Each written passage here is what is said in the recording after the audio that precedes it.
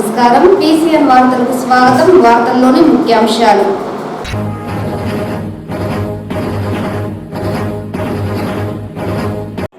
ప్రజా సమస్యల పరిష్కార వేదిక కార్యక్రమానికి వచ్చే వినతుల పరిష్కారంలో సిబ్బంది నిర్లక్ష్యం వహిస్తే కఠిన చర్యలు తప్పవు. జిల్లా జాయింట్ కలెక్టర్ విద్యాధరి.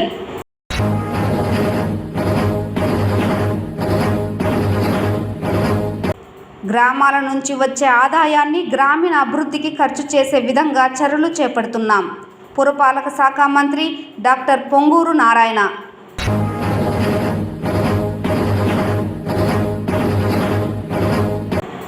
చిత్తూరు నగరంలో అక్రమంగా గంజాయి విక్రయిస్తున్న 2 వ్యక్తులను అదుపులోకి తీసుకున్న 2 టౌన్ పోలీసులు.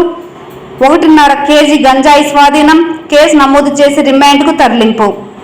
వార్తల్లోని వివరాలు. ప్రజా సమస్యల పరిష్కార వేదిక కార్యక్రమానికి వచ్చిన వినతుల పరిష్కారంలో నిర్లక్ష్యం వహించరాదని జాయింట్ కలెక్టర్ విద్యాధరి సంబంధిత అధికారులను ఆదేశించారు. సోమవారం స్థానిక కలెక్టరేట్లోని సమావేశపు మందిరంలో నిర్వహించిన పీజీఆర్ఎస్ కార్యక్రమంలో వివిధ సమస్యలపై ప్రజలు అందజేసిన 359 అర్జీలను జాయింట్ కలెక్టర్ విద్యాధరి స్వీకరించారు. జాయింట్ కలెక్టర్ వారితో పాటు ట్రైనీ కలెక్టర్ నరేంద్ర పాటిల్ ప్రజల నుంచి అర్జీ స్వీకరించే కార్యక్రమంలో DRO Mohan Kumar, RDO Srinivasulu, deputy collector Vijayalakshmi, deputy collector Kusumakumari, వివిధ శాఖల జిల్లా అధికారులు తదితరులు పాల్గొన్నారు. ఈ సందర్భంగా జాయింట్ కలెక్టర్ మాట్లాడుతూ రాష్ట్ర ప్రభుత్వం అత్యంత ప్రతిష్టాత్మకంగా అమలు చేస్తున్న ప్రజా సమస్యల పరిష్కార వేదిక కార్యక్రమంకు అధిక ప్రాధాన్యతనిస్తోందని తెలిపారు. ప్రజా సమస్యల పరిష్కార వేదికలో వచ్చిన అర్జీలను సంబంధిత అధికారులు అర్జీలను క్షుణ్ణంగా పరిశీలించి నిర్దిష్ట కాల పరిమితిలో పరిష్కారానికి చర్యలు తీసుకోవాలని ఆదేశించారు. అర్జీదారు సంతృప్తి చెందేలా వేగంగా పరిష్కరించినప్పుడే అధికారులపై విశ్వాసం కలుగుతుందన్నారు. మొత్తం 359 అర్జీలు రాగా ఇందులో రెవెన్యూ మరియు సర్వే శాఖకు సంబంధించి 258, పోలీస్ శాఖ 8, పంచాయతీరాజ్ 5, విద్యాశాఖ 7, ఐసిడిఎస్ 4, వ్యవసాయ శాఖ 6, పౌర సరఫరాల శాఖ 4, డిఆర్డిఏ 18, విభిన్న ప్రతిభావంతుల శాఖ 3, డిసిహెచ్ఎస్ 10, డిఎం&హెచ్ఓ 8, ఉద్యానవన శాఖ 3, పశుసంవర్ధక శాఖ 3, స్టాంపులు మరియు రిజిస్ట్రేషన్ 1, ఎల్డిఎం 1, ఏపీఎస్ఆర్టీసీ 1, ఇరిగేషన్ 5, సైనిక సంక్షేమ శాఖ 3, విద్యుత్ శాఖ 3, మున్సిపల్ అడ్మినిస్ట్రేషన్ 2, గురుకులం 2, గ్రామీణ నీటి సరఫరా శాఖ 3, గృహ నిర్మాణ సంస్థ 1. వివిధ ప్రాంతాల నుండి వచ్చిన అర్జీదారులు సమస్యలను joint collector, trainee collector, RDO, deputy కలెక్టర్లకు అందజేశారు. ఈ కార్యక్రమంలో వివిధ శాఖలకు సంబంధించిన అధికారులు తదితరులు పాల్గొన్నారు.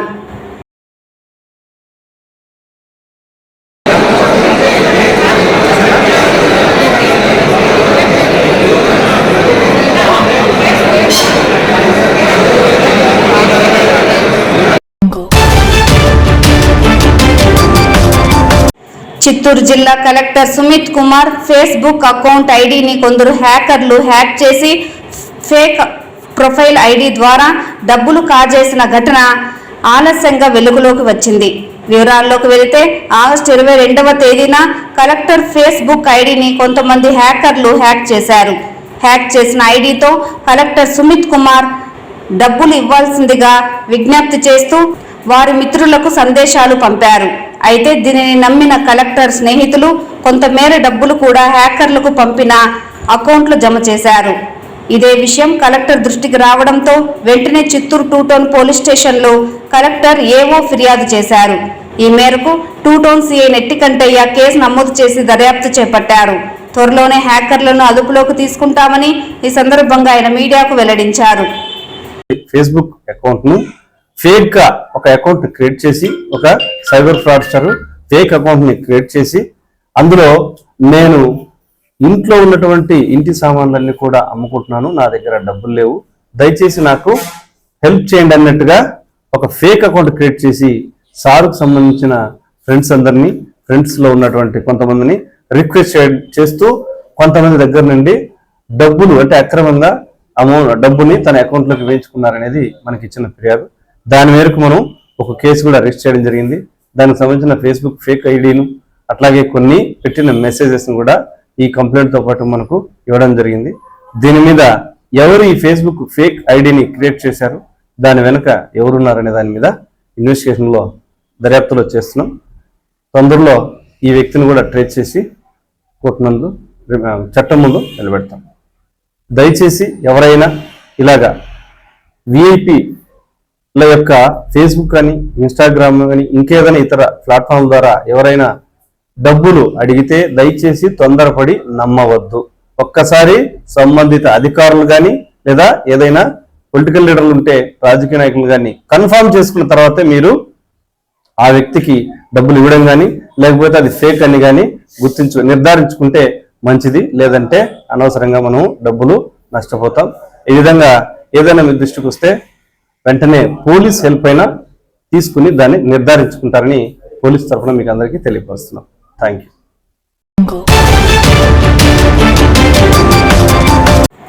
గ్రామాల నుంచి వచ్చే ఆదాయం గ్రామీణ అభివృద్ధికి ఖర్చు చేసే విధంగా చర్యలు చేపట్టడం జరుగుతుందని పురపాలక శాఖ మంత్రి డాక్టర్ పొంగూరు నారాయణ తెలిపారు. రాష్ట్ర పురపాలక మరియు పట్టణాభివృద్ధి శాఖ మంత్రి doctor Ponguru Narayana Tirupati urban development authority కార్యాలయంలో నగరపాలక సంస్థ మరియు తుడా అధికారులతో సమీక్షా సమావేశం నిర్వహించారు. ఈ సమావేశంలో TUDA chairman Dollars Diwakar Reddy, vice chairman Shubham Bansal, Tirupati నగరపాలక సంస్థ కమిషనర్ మౌర్య, తుడా సెక్రటరీ శ్రీకాంత్ బాబు, ఇతర ఉన్నతాధికారులు పాల్గొన్నారు.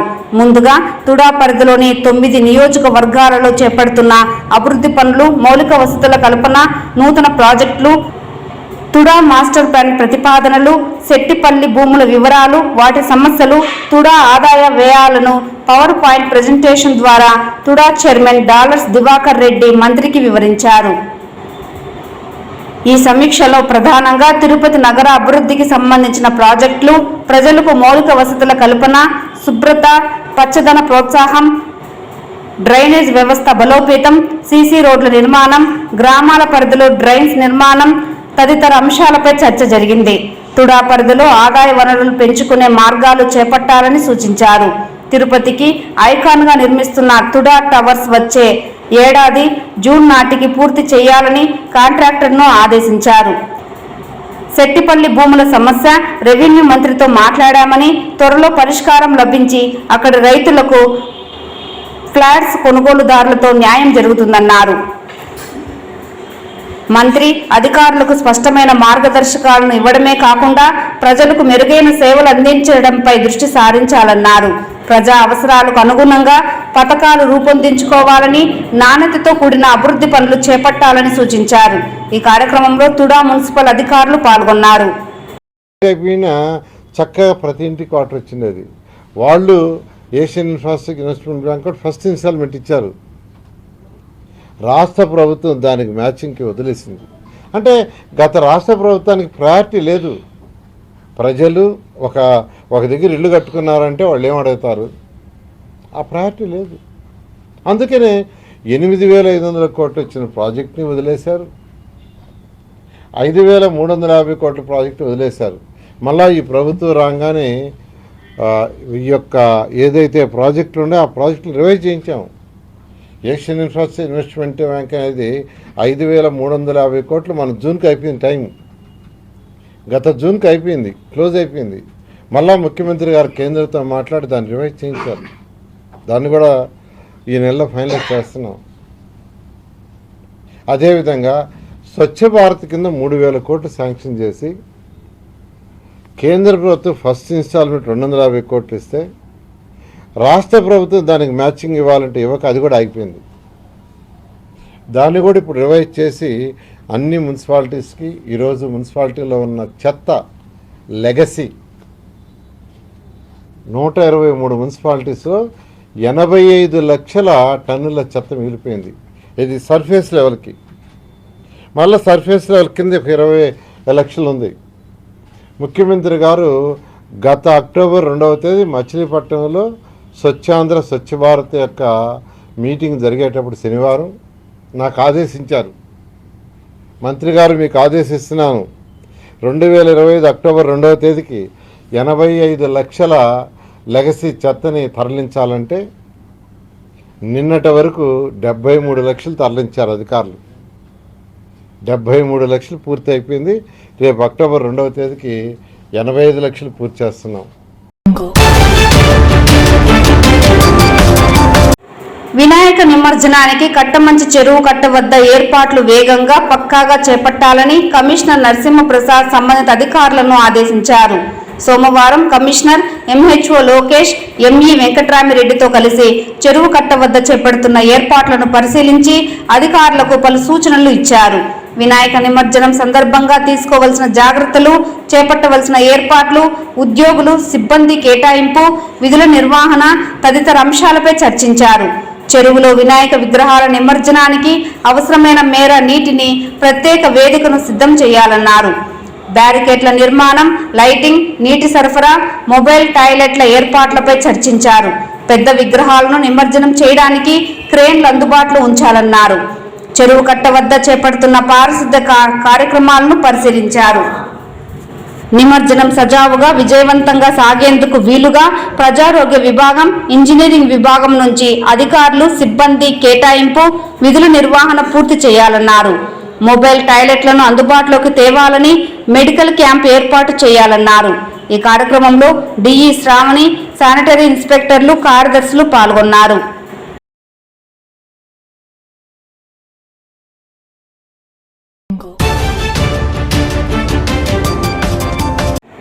చిత్తూరు నగరంలో అక్రమంగా గంజాయి విక్రయిస్తున్న 2 వ్యక్తులను అదుపులోకి తీసుకొని వారి వద్ద నుండి 2 కేజీల గంజాయి, 2 ద్విచక్ర వాహనాలు, 2 సెల్ ఫోన్లు స్వాధీనం చేసుకొని రిమాండ్కు తరలించడం జరిగిందని చిత్తూరు 2 టౌన్ సిఐ నెట్టికంటయ్య తెలిపారు. ఈ సందర్భంగా ఏర్పాటు చేసిన మీడియా సమావేశంలో నిందితులను హాజరుపరిచిన అనంతరం వివరాలను సిఐ మీడియాకు వెల్లడించారు. ఈ సందర్భంగా ఆయన మీడియాతో మాట్లాడుతూ చిత్తూరు నగరంలో గంజాయి విక్రయిస్తున్నట్లు 2 టౌన్ పోలీసులకు వచ్చిన ముందస్తు సమాచారం మేరకు నగరంలోని డిటిసి కార్యాలయం వద్ద తనిఖీలను నిర్వహించడం జరిగిందని, ఇందులో భాగంగానే అనుమానాస్పదంగా 3 వ్యక్తులు ఓ డైరీ సమీపంలో గంజాయి విక్రయిస్తుండగా వారిని అదుపులోకి తీసుకోవడం జరిగిందన్నారు. వీరిలో ప్రధాన నిందితుడు హేమంత్ పరారి కాగా మరో 2 నిందితులు గణేష్, లోకేష్లను అదుపులోకి తీసుకున్నామని, వీరి వద్ద నుండి గంజాయితో పాటు ద్విచక్ర వాహనాలు, సెల్ ఫోన్లు స్వాధీనం చేసుకుని రిమాండ్కు తరలించినట్లు ఈ సందర్భంగా సిఐ వెల్లడించారు. సార్ యొక్క ఆదేశాల మేరకు మరియు చిత్తూరు సబ్ డివిజన్ అధికారి శ్రీ సాయినాథ్ సార్ యొక్క ఉత్తర్వుల మేరకు గాంజాయిని అక్రమంగా తరలిస్తున్నారని ఇన్ఫర్మేషన్ రావడం జరిగింది. దాని మేరకు వెంటనే ఉన్నతాధికారులకు తెలియపరిచి చిత్తూరు అర్బన్ తహసీల్దార్ వారికి రిక్వెస్ట్ ఇచ్చి ఒక గెజిటెడ్ ఆఫీసర్ మరియు 2 మాజాదారులను కూడా పంపమని తెలవడం జరిగింది. దాని మేరకు చిత్తూరు తహసీల్దార్ యొక్క ఆదేశాలతో మేము మరియు మా సిబ్బంది అందరూ కూడా బయలుదేరి మనకు చెన్నై బెంగళూరు నేషనల్ హైవే రోడ్లో రోషనర్కి దగ్గరగా డిటిసికి ఆపోజిట్లో శృతి మిల్క్ డైరీ అనేది ఉంది. దాని పక్కన సర్వీస్ రోడ్లో ఒక 3 వ్యక్తులు బండ్లు పెట్టుకుని వాళ్ళ దగ్గర గంజాయి ఉందనేది మనకు వచ్చిన సమాచారం. దాని మేరకు మనం వెళ్ళడం జరిగింది. అక్కడి నుంచి పారిపోతుంటే అందులో 2 పట్టుకోవడం జరిగింది. వాళ్ళ ఊరు పేర్లు ఏందని చెప్పి డిప్యూటీ తహసీల్దార్ గారి సమక్షంలో విచారించగా ఒకరి పేరు వచ్చేసి గణేష్, రెండో వ్యక్తి పేరు లోకేష్, అక్కడి నుంచి పారిపోయిన వ్యక్తి పేరు హేమంత్, అతను బంగారుపాలెం మండలం తుంబకుప్పానికి చెందిన వ్యక్తిగా తెలిసింది. వీళ్ళు గతంలో ఈ డ్రమ్స్ కొట్టే దాంట్లో పరిచయం, ఆ విధంగా అతను గంజాయి తెచ్చిచ్చేవాడంట గతంలో.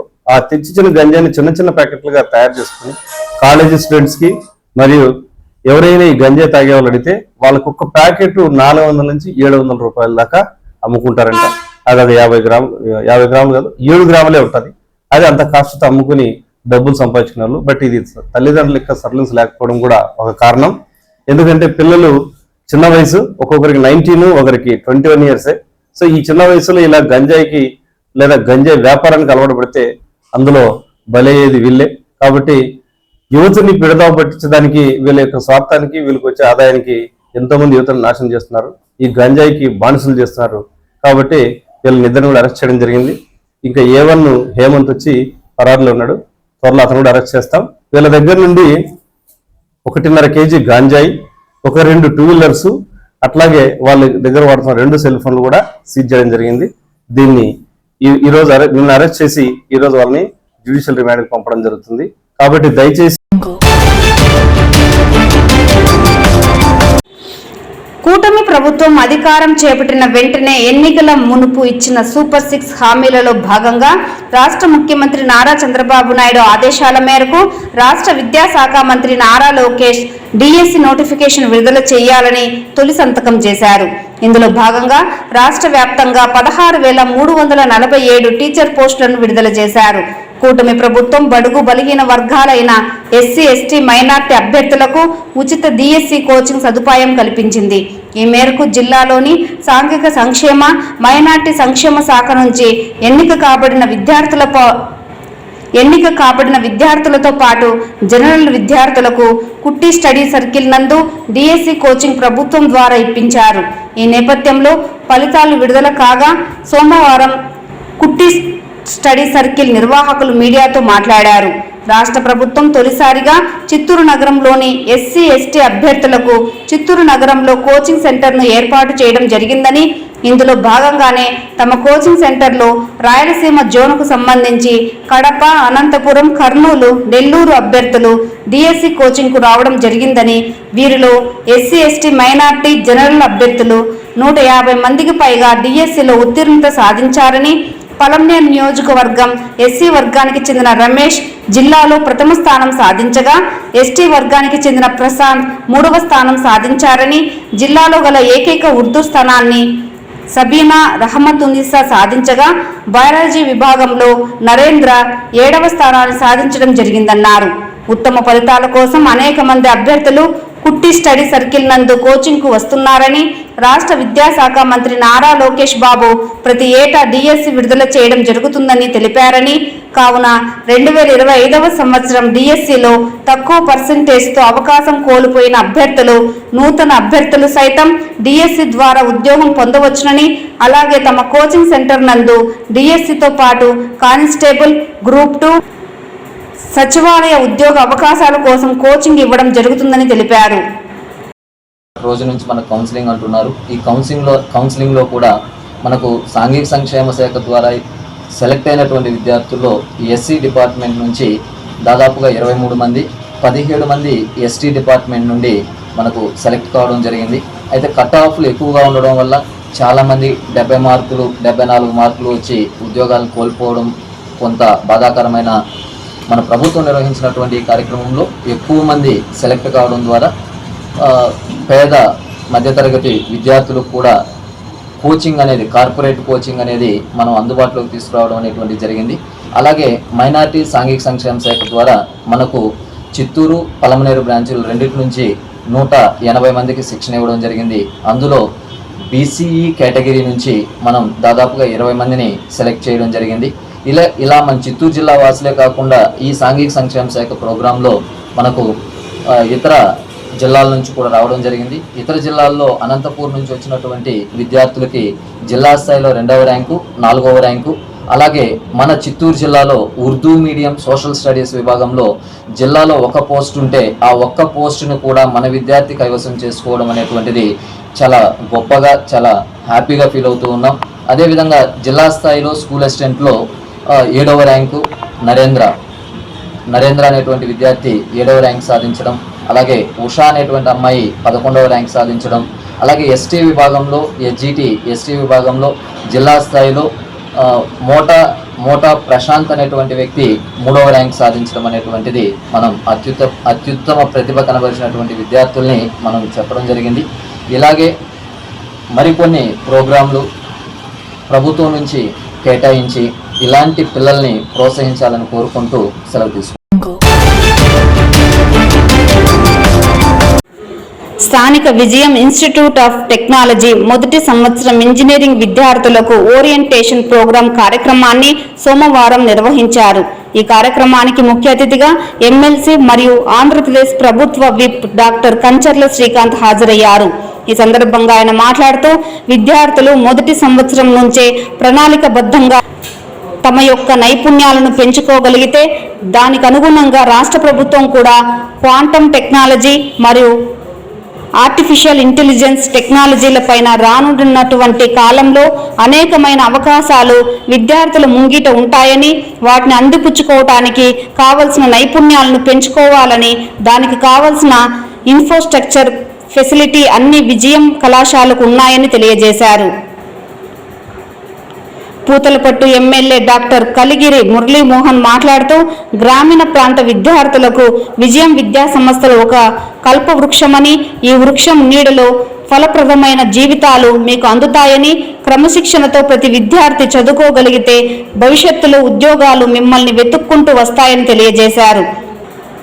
ఈ సందర్భంగా కళాశాల అధినేత డాక్టర్ తేజోమూర్తి మాట్లాడుతూ విజయం విద్యా సంస్థపై నమ్మకంతో విజయం ఇన్స్టిట్యూట్ ఆఫ్ టెక్నాలజీలో ఇంజనీరింగ్ చేయాలన్న సంకల్పం మీకు ఎలా ఉందో నాపై దానికంటే రెట్టింపు బాధ్యతను మీరందరూ కల్పించారని పేర్కొన్నారు. 2003వ సంవత్సరం విజయం డిగ్రీ కళాశాల ఏ ఆశయంతో నైతే స్థాపించానో అదే ఆశయంతో ప్రతి ఇంజనీరింగ్ విద్యార్థికి ఉద్యోగ కల్పన ప్రధాన ధ్యేయమని, ఆ సంకల్పాన్ని సాధించడానికి ప్రతి విద్యార్థికి నైపుణ్య విద్యతో పాటు వరల్డ్ క్లాస్ ఫెసిలిటీతో అన్ని రకాల సౌకర్యాలు అందిస్తానని తెలియజేశారు.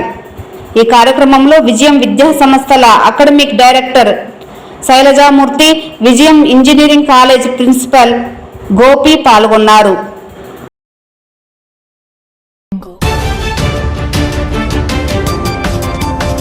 తిరుమల శ్రీవారిని ఈరోజు ఉదయం విఐపి విరామ సమయంలో పలువురు ప్రముఖులు దర్శించుకున్నారు. స్వామివారిని దర్శించుకున్న వారిలో భారతదేశ గనుల శాఖ మంత్రి కిషన్ రెడ్డి, సినీ నటుడు జయం రవి, మంత్రి నారాయణ, ఎంపీ మాగుంట శ్రీనివాస్ రెడ్డి, తెలంగాణ బీజేపీ నాయకుడు రఘునందన్ వేరువేరుగా స్వామివారి సేవలో పాల్గొని మొక్కులు చెల్లించుకున్నారు. శ్రీవారి దర్శనార్థం తిరుమలకు విచ్చేసిన వీరికి ఆలయ అధికారులు స్వాగతం పలికి దర్శన ఏర్పాట్లు చేశారు. అనంతరం రంగనాథ మండపంలో వేద పండితులు వేద ఆశీర్వచనం చేసి స్వామివారి తీర్థ ప్రసాదాలను అందజేశారు.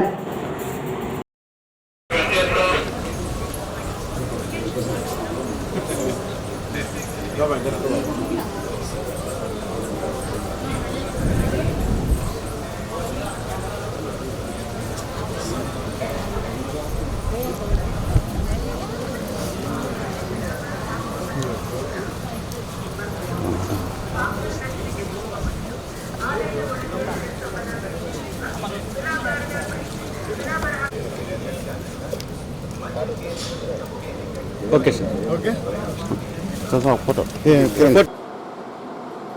ఈ వార్తలు ఇంతటితో సమాప్తం. నమస్కారం.